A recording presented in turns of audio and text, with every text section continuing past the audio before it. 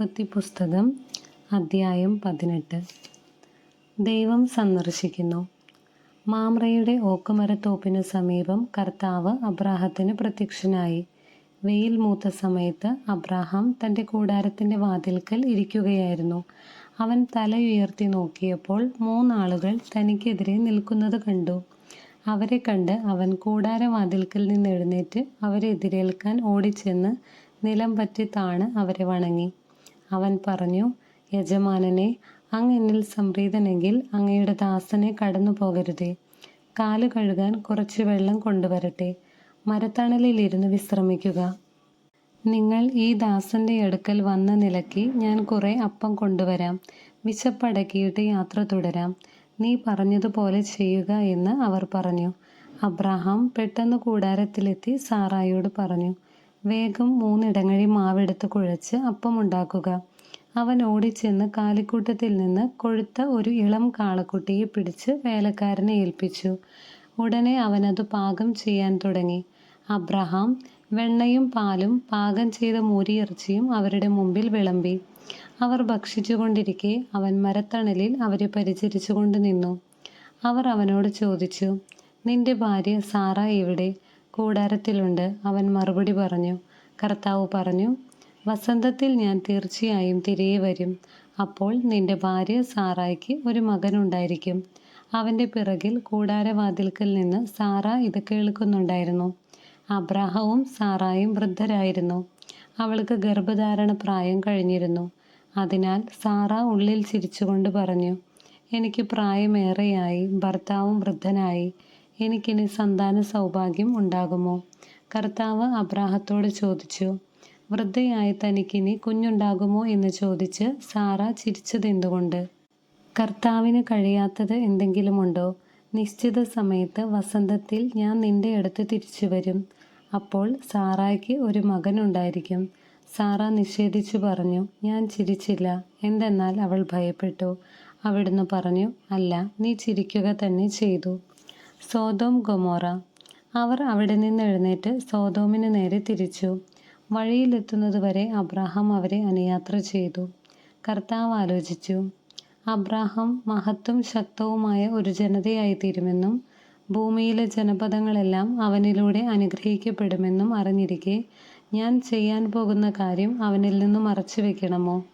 ഞാൻ അവനെ തിരഞ്ഞെടുത്തിരിക്കുന്നത് നീതിയും ന്യായവും പ്രവർത്തിച്ച കർത്താവിൻ്റെ വഴിയിലൂടെ നടക്കാൻ തൻ്റെ മക്കളോടും പിന്മുറക്കാരോടും അവൻ കൽപ്പിക്കുന്നതിനും അങ്ങനെ കർത്താവ് അവനോട് ചെയ്ത വാഗ്ദാനം പൂർത്തിയാക്കുന്നതിനും വേണ്ടിയാണ്.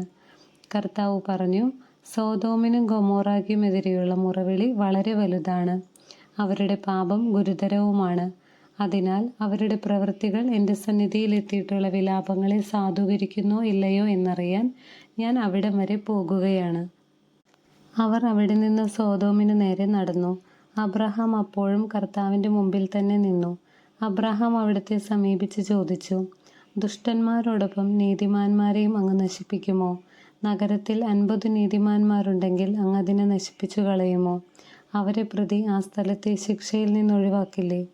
ദുഷ്ടന്മാരോടൊപ്പം നീതിമാന്മാരെയും സംഹരിക്കുക. അതങ്ങിൽ നിന്നുണ്ടാകാതിരിക്കട്ടെ. ദുഷ്ടന്മാരുടെ ഗതി തന്നെ നീതിമാന്മാർക്കും സംഭവിക്കാതിരിക്കട്ടെ. ഭൂമി മുഴുവൻ്റെയും വിധികർത്താവ് നീതി പ്രവർത്തിക്കാതിരിക്കുമോ? കർത്താവ് അരുളി ചെയ്തു, സോദോം നഗരത്തിൽ 50 നീതിമാന്മാരെ ഞാൻ കണ്ടെത്തുന്ന പക്ഷം അവരെ പ്രതി ഞാൻ ആ സ്ഥലത്തോട് മുഴുവൻ ക്ഷമിക്കും. അബ്രാഹാം വീണ്ടും പറഞ്ഞു, പൊടിയും ചാരവുമായി ഞാൻ കർത്താവിനോട് സംസാരിക്കുവാൻ തുനിഞ്ഞല്ലോ. നീതിമാന്മാർ 50-ന് 5 കുറവാണെന്ന് വന്നാലോ? 5 പേർ കുറഞ്ഞാൽ നഗരത്തെ മുഴുവൻ അങ്ങ് നശിപ്പിക്കുമോ? അവിടുന്ന് പറഞ്ഞു, 45 പേരെ കണ്ടെത്തിയാൽ ഞാൻ അതിനെ നശിപ്പിക്കുകയില്ല. അവൻ വീണ്ടും ചോദിച്ചു, 40 പേരെയുള്ളുവെങ്കിലോ? അവിടുന്ന് പ്രതിവചിച്ചു, ആ 40 പേരെ പ്രതി നഗരം ഞാൻ നശിപ്പിക്കുകയില്ല. അവൻ പറഞ്ഞു, ഞാൻ വീണ്ടും സംസാരിക്കുന്നതുകൊണ്ട് കർത്താവ് കോപിക്കരുതേ. ഒരു പക്ഷേ 30 പേരെയുള്ളുവെങ്കിലോ? അവിടുന്ന് അരുളി ചെയ്തു, 30 പേരെ കണ്ടെത്തുന്നെങ്കിൽ ഞാനത് നശിപ്പിക്കുകയില്ല. അവൻ പറഞ്ഞു, കർത്താവിനോട് സംസാരിക്കാൻ ഞാൻ തുനിഞ്ഞല്ലോ. 20 പേരെയുള്ളുവെങ്കിലോ? അവിടുന്ന് അരുളിച്ചെയ്തു, 20 പേരെ പ്രതി ഞാനത് നശിപ്പിക്കുകയില്ല. അവൻ പറഞ്ഞു, കർത്താവേ, കോപിക്കരുതേ, ഒരു തവണ കൂടി മാത്രം ഞാൻ സംസാരിക്കട്ടെ.